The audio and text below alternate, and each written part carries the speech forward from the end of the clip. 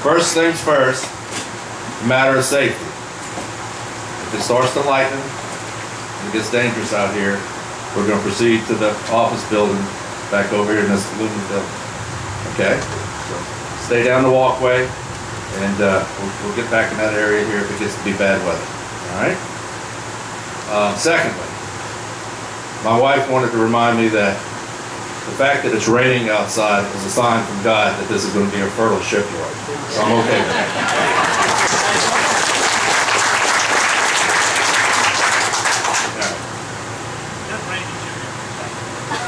Well, we do work in the rain at Leevac if anybody had any questions about that. We don't work when it's light. Safety issue. Let me begin by thanking everyone for coming out today for this very special occasion. I'm your host, Chris McCary, President and owner of Leevac Shipyards. Today we come together to celebrate the grand opening of Leevac Shipyards Lake Charles location and to recognize two very important persons whose contributions and vision have brought us here today. Let me begin by recognizing some of our very important guests. I have with me today my wife Patricia, my son Nick, guest of honor, my mother Marion McCary Walker, Mr. Fred Stokes, his wife Carol, and his son Frederick. We also have a number of important dignitaries with us today. Senator Blade Morris is with us, Mark Eckert from Lake Charles City Council, Rick Self from the Port of Lake Charles, Joe Landry from Senator Bitter's office, Wendy Aguilar, Calcasieu Assessor, Randy Robb, Chenault Executive Director, Len Homsey, did I say that correct? Okay. West Calcasieu Port, Channing Hayden from the Port of Lake Charles, and of course Marion Fox, Economic Development from Jeff Davis. Appreciate y'all being here.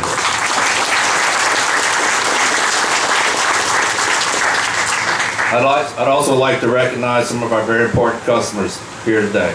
I believe we have some folks from Hornbeck Offshore, from AET, from G&H Towing, Jackson Marine, Canal Barge, Secor and Seabulk, Moran Towing, ACL, Central Gulf Towing, MSRC. I was looking for Renee J. Shermy, but I don't know that he made it. The weather might have kept him out. And Crawley. On a very special note, we are very excited today to have Mr. Tony Odak here from John W. Stone Oil Distributors. We are very proud to announce that we have just entered into a letter of intent with Stone to build a 290-foot fuel oil supply vessel. This vessel will have a very large impact on the company and likely increase our workforce by 150 employees as a result of this job. Thank you very much, gentlemen. We also have some of our valuable and trusted advisors with us today. Richard Aguilar and Adam McNeil from the McGlinchey Law Firm, Steve Corey and Pam Tucker from Corey Tucker and Moreau, Jim Falanga, Tony Baser from Arthur J. Gallagher and Company. Some of our members of our senior management team are here also today. Richard Artigo, Vice President, General Manager of this repair facility. Joe Bailey, our Senior Project Manager. Sharon Taylor, our Controller. Mike Janice, our Engineering Manager. Tom Church, Corporate Development Manager. Gerald Bertrand, our Purchasing Manager. Charlie Butler, our HR Manager. Michael Woodlock, one of our Special Project Managers. And Phil Arsenault, our Safety Manager. And I was told not to forget the pilot who got us here safely, Walter Gamora. Special thanks to all the rest of the Leevac employees that are here today and not here today. You are the men and women that really make it happen. Thank you.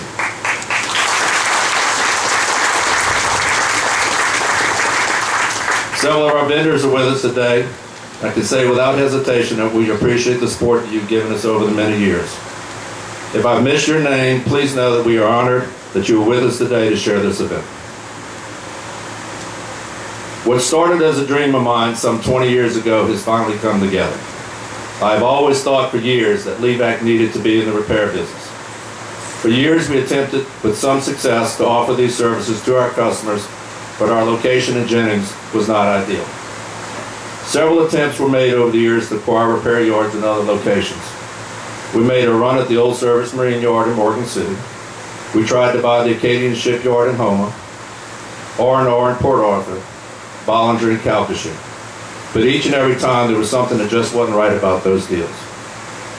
About 4 years ago, I had the good fortune to hire Richard Artigo and Tom Church. Richard came to us as a repair manager and Tom as corporate development manager. Richard brought over 20 years of experience in shipyard repair business, and Tom with several years in financial experience with Caterpillar. I asked these two gentlemen to hit the road and find us a site. My criteria was simple. Obviously, it had to make economic sense, but moreover, I wanted deep water access. I didn't want to deal with a site that showed signs of years of abuse and neglect. It had to be environmentally clean, and if it was close to Jennings with the capability to support our new construction yard, that would be a huge plus. After 2 long years of scouring every piece of waterfront from Corpus Christi, Texas to Panama City, Florida, the site where we stand today became available. Coincidentally, this is the same site that we used to finish the Burge Casino some 8 years ago. At this site, we have over 10 acres, and we have over 1,100 feet of waterfront. Of course, over the course of the last 2 years, we took this clean sheet of paper and began the process of laying out the groundwork for a first-class shipyard. To date, we have invested over $2 million in improvements in the facility. Leevac has invested over $2.5 million in expansion of our existing dry dock, and just recently spent another $2.6 million on a second dock. And this is only the beginning. Our long-range plans are to make this location one of the premier shipyards on the Gulf Coast. Our location at this turning basin in Lake Charles puts us 17 miles from the Gulf of Mexico, with deep water access, with no air or bridge restrictions to limit the size of vessels coming into this facility. We currently employ over 50 people, and our expectations are to expand employment levels to over 300 in the years to come. Combining that with our Jennings facility, that would put Leevac Shipyards at over 700 employees in Southwest Louisiana. I can't tell you how excited we are to be in the Port of Lake Charles. Working with the port, the pilots, our neighbors in the basin has been nothing short of outstanding. We're looking forward to a bright future here. But enough about the business. Let's turn our attention to more important reasons for being here today. We are here to recognize and pay tribute to 2 members of the Leevac family whose many contributions have given us the opportunities we have today. In 1965, Leevac and his partner George Connor bought what was then Ziegler Shipyards in Jennings, Louisiana. The Ziegler Yard had been in existence at the Mermentau River location since as early as 1913. Back then, it was known for building barges that would be used to transport agricultural products to market. My father Lee had a different vision for the yard. His vision was to take the shipyard and transform it into one that was capable of building ocean and inland marine vessels used in oil exploration and oil transportation. The shipyard, as I best can remember it, on a visit as a young boy, was nothing more than a large plot of dirt, a marine rail system, a few jigs, and some rundown buildings. Under Leevac's leadership, the Ziegler Yard evolved into one that used modern tools for planning and design, and the power and state-of-the-art of computing long before we even knew what the PC was. The business grew, the management developed, and vessels got more complex. Under his watch, the yard delivered 2 ocean-going barges, 9 OSVs, 6 offshore tug supply vessels, and 6 fishing vessels, just to name a few. To this day, you can still hear the stories told by our employees about the times when Lee would walk around the yard and introduce himself. He always made it a point to get to know everyone at a personal level. His vision has been realized. After nearly 50 years, Leevac stands out as one of the premier builders of deepwater offshore supply vessels in the U.S. His leadership will forever be remembered. At 300 feet long, 74 feet wide, and 3,500 ton capacity, I present to you the Mr. Lee.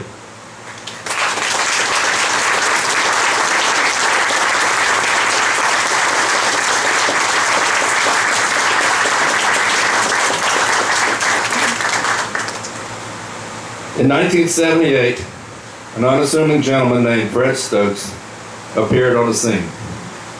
A man of few words, this North Carolina-born civil engineer who had worked all over the world came to Jennings, Louisiana to work in a shipyard. Many asked, what was he thinking? Well, much to the delight of all of us, Fred has truly left his mark on Leevac. From 1978 to 1989, Fred served as general manager of the Jennings shipyard. In 1989, he was named the president of Leevac and remained in that position until he retired in 2006. Today, Fred continues to provide us with much appreciated consulting services. Under Fred's leadership, the yard transformed from that dirt plot to a modernized fabrication facility. He was there through both expansions of the fabrication facility, the installation of the tilt beam launching system, the introduction of both plasma cutting systems, and the panel line that is still in use today. Under Fred's leadership, Leevac delivered 20 barges, 10 casinos, 40 OSVs, 5 passenger vessels, 3 power units, 3 fishing vessels, 1 survey launch, and for those of us who can remember, 2 stump cutters.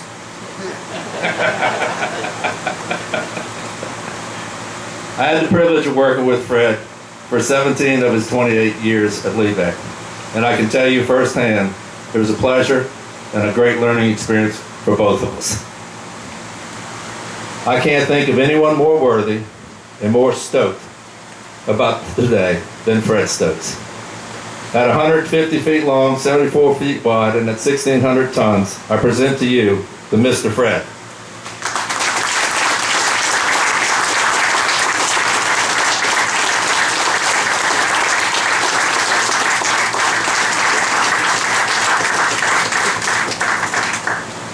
And now for the christening part. I'd like to ask that Father Salser, Mary Vicari Walker, and Fred Stokes come up and take part of the christening.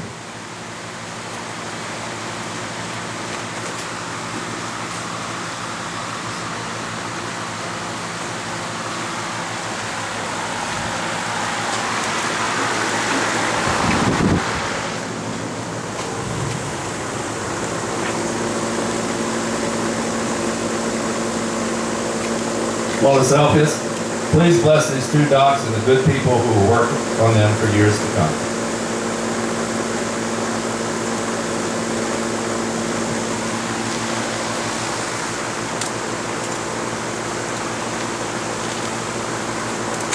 It's my pleasure to be here today, to be invited to be part of this great event.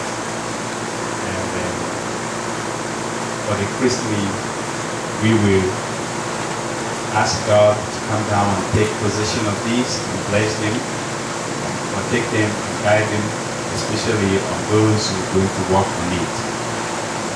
We will do our first prayer, which will be from Psalm 90. I'll invite please come forward and give us a prayer. Then after that prayer, then I'll do the questioning. And to each of the prayers we shall respond, Lord, give success to the work of our hands. That will be our response. Thank you. Before the mountains were begotten, and the earth and the world were brought forth, from everlasting to everlasting, you are God. Respond, Lord, give success to the work of your hands. You turn that man back to dust, saying, return, O children of men. For 1,000 years in your sight are as yesterday. Now that is past, or as a watch of the night. Lord, give success to the work of our hands. Teach us to number our days aright, that we may gain wisdom of heart. Return, O Lord. How long? Have pity on your servants. Lord, give success to the work of our hands. Fill us at daybreak with your kindness, that we may shout for joy and gladness all our days. Let your work be seen by your servants, and your glory by their children. Lord, give success to the work of our hands.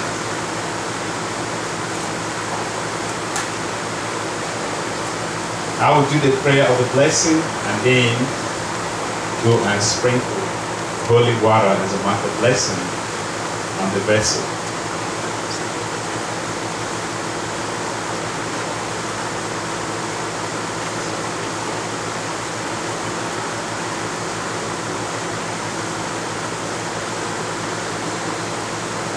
Oh God, by working as a carpenter, the Son enhanced the dignity of human labor, and in a wonderful way joined us through our own toil to the work of redemption.